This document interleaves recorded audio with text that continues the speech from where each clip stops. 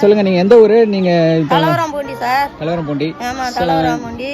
இந்த தண்ணி எடுத்துக்கின்னு வயசானவங்களால முடியல சார். இந்த சேத்துல வலிச்சுக்கின்னு போறதுக்கு அது இது மாதிரி மிஷின் இருந்தால் எங்களுக்கு எவ்வளோ சௌகரியமாக நல்லா இருக்கும் சார்.